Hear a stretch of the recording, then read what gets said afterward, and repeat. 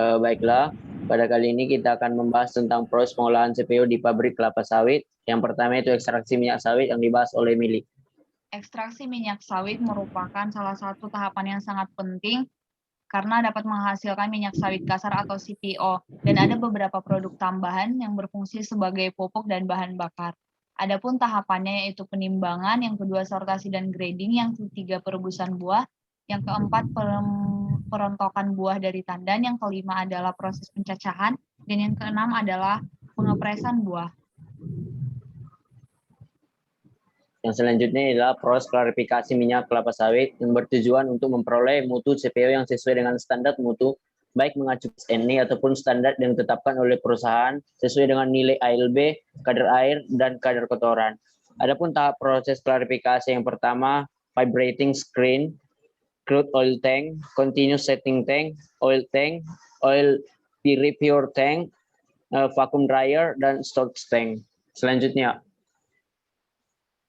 kemudian ada proses pemurnian CPO, yaitu proses pemisahan komponen perusak mutu dari minyak sawit, seperti air, asam lemak bebas, gum, fosfatida, protein, senyawa logam, resin, pigmen, dan senyawa lainnya.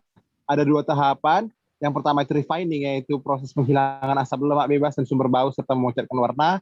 Kemudian ada fraksinasi, yaitu tahapan pemisahan antara fraksi padat yaitu stearin dan fraksi cair yaitu olein. Selanjutnya. Yang selanjutnya yaitu ada pengendalian mutu minyak sawit. Pada produksi pertanian sangat rentan terhadap degradasi mutu, salah satunya pada CPO. Pada CPO, degradasi mutu ditandai dengan adanya reaksi hidrolisis, reaksi oksidasi, dan juga hadirnya material-material pengotor. Titik kritis selama tahapan tersebut harus dikendalikan sehingga degradasi mutu dapat diminimalisir. Untuk itu, perlu dilakukan pengendalian mutu yang bertujuan untuk mengontrol dan menjaga mutu CPO. Beberapa parameter mutu dari CPO meliputi kadar asam lemak bebas, kadar air, tingkat kemudahan dalam pemucatan, nilai karoten, kadar kotoran, nilai rendemennya.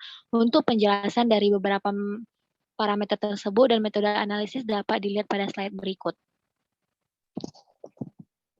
Pengolahan TBS menjadi CPO menghasilkan limbah.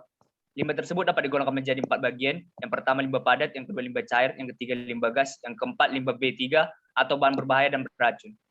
Berikut adalah kesimpulan yang kami dapat melalui hasil diskusi kami. Terima kasih.